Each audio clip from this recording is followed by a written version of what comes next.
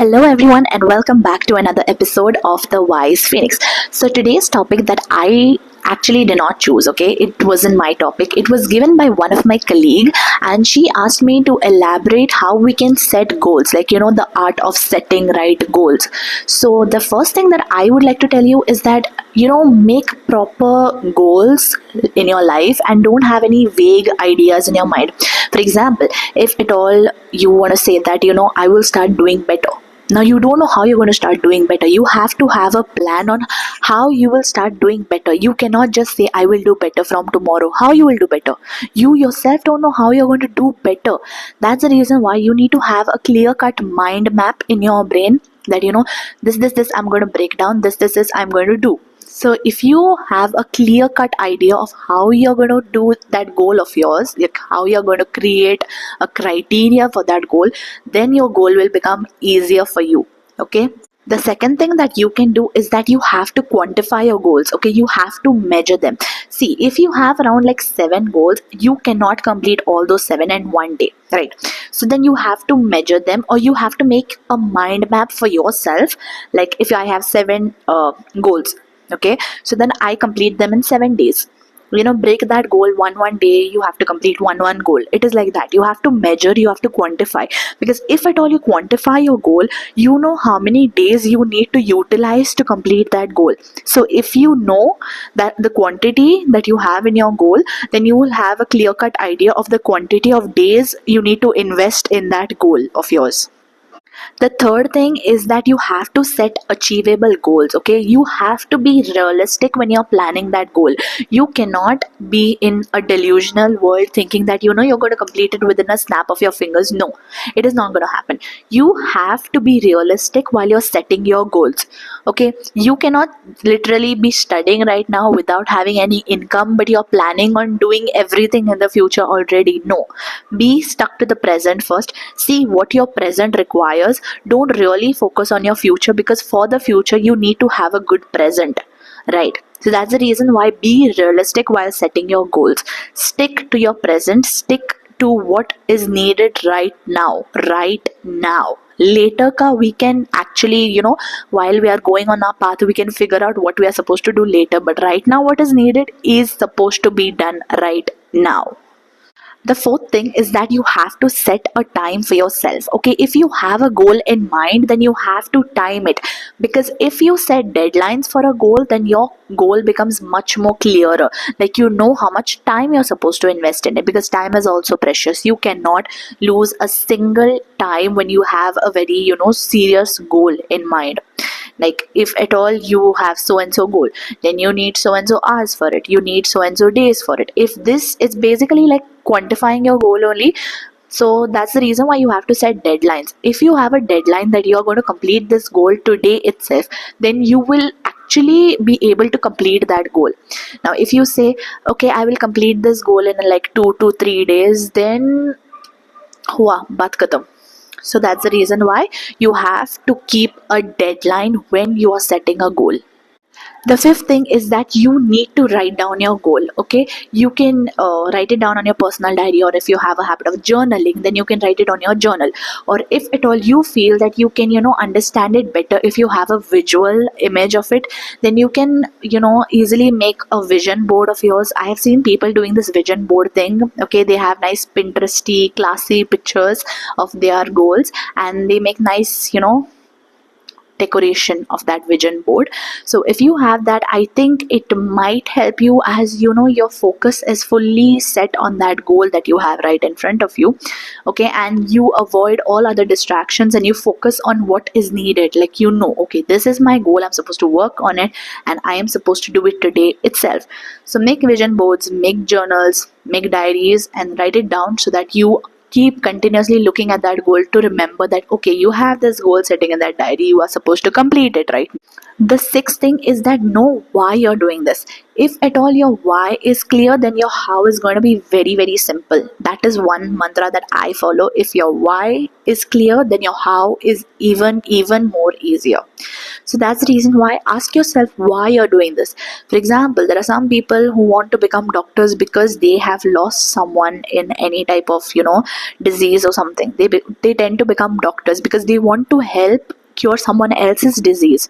So that's the reason why they know why they want to become doctors, and that's the reason why their how becomes easier. How we are going to become doctors? We are going to crack this exam, we are going to do this, we're going to work on it, then where we are going to work, everything becomes in a planned sequence if you know why you're doing it.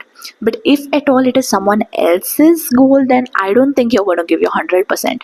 So that's the reason why while you're setting goals, make sure it is your goal, not someone else's goal. If it is someone else's goal, please don't opt for it, because you are not going to work hard on it. You're going to just be there for the sake of being there. But if it is your goal, you are surely going to give 100% because you want it. It is your strong desire. You want it. So you're going to work on it. So the seventh thing is that you need to know how to review and adjust your goal. So supposing you had set a goal for like 10 days, and out of that for 5 days you fell sick or something like that. You were ill. Okay. So that 10 days got divided and the 5 went because you were sick. So the rest 5 that you have in your hand, you need to know how you're supposed to adjust the whatever 5 you missed out when you were sick. Whatever 5 things that you missed out over there, you need to know how you're going to adjust those 5 things in these 5 things that are remaining over here. So reviewing and adjusting is very, very important. When it comes to reviewing, you need to know, okay, this technique, is it working right? Is it benefiting my goal? So you need to continuously review your goal. Is this working out, or should I try another technique? Should I go for something else? So you have to review and adjust your goal, and then it will become much, much simpler for you. The eighth thing is that you need to learn how to have faith. You need to have faith in God, because if that dream that is there in your mind is put by God, then He knows that you can achieve it.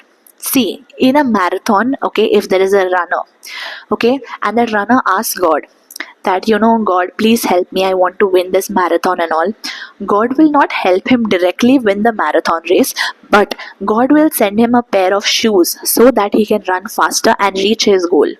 Just the same way, when you ask God for success, that God make me successful tomorrow and all that stuff, God will not make you successful overnight, but instead God will give you a roadmap to success. So you have to follow that path, you have to follow that direction, and you should not get lost. It is all going to be laid in front of your eyes. You just have to have faith and follow it. That is what I have learned. Honestly, I have a lot of faith in God. No matter what ups and downs come in my life, I know that there is someone protecting me. There is someone that is going to guide me even if I fail in life. I can fail again and again. I don't know how many times I will fail in life, but that failure is actually a teaching in disguise. And I believe in that. And even if I fail, I'm not going to take it in a bad way, because I know I'm learning something from here. It is benefiting me in life. Maybe I will learn the biggest lesson, maybe I will learn the smallest lesson, but I will learn. The ninth thing is that learn how to keep your goal flexible. Now, if at all you're focusing on your goal for like 5 hours, then make sure the rest remaining time that you have, go and have some conversation with your friends or your family.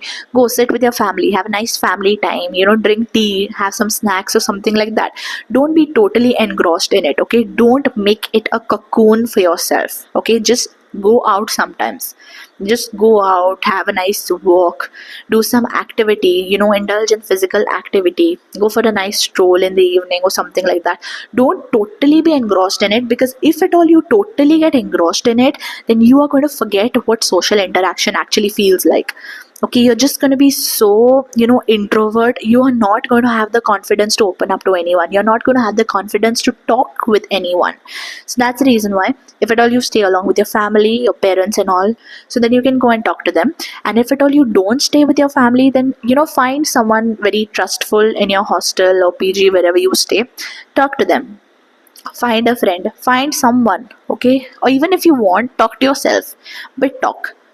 Because sometimes talking helps you release any stress that you might not know about, okay? That stress can be in your unconscious mind, and when you talk to someone, it gets dragged out from your unconscious mind and it is brought to your conscious mind.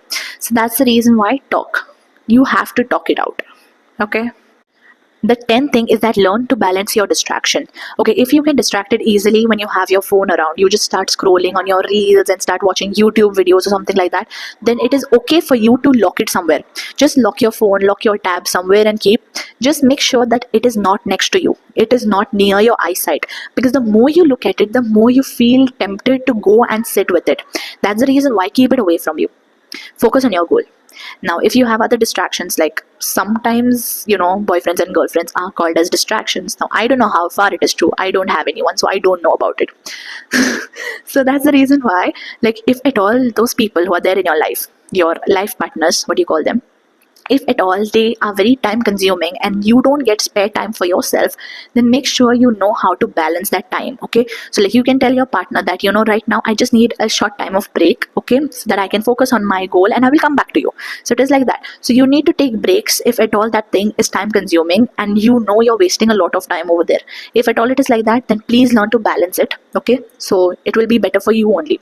Now, if you have friends who are very, maybe they like to party or something like that, see, if that thing does not benefit you, then don't go in. Do not opt to do that thing if it is not benefiting you. If you know you don't like it, don't do it. If you feel that it would be much better if you stay home and study or something like that rather than going out with your friends and partying, then learn to say no. Learn to say no if you don't want to go over there.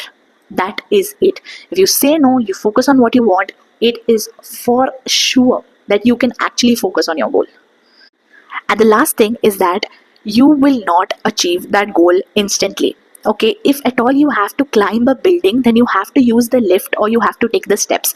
Just the same way, if you have a goal in mind, then you have to take baby steps to reach that goal. You cannot jump from the first floor to the fifth floor, right? You cannot do that. Just the same way, if at all you complete level number 1 also, learn to celebrate. Learn to celebrate your smallest victory that you get. If at all out of 100% of your goal, you did 10% of your goal, celebrate it.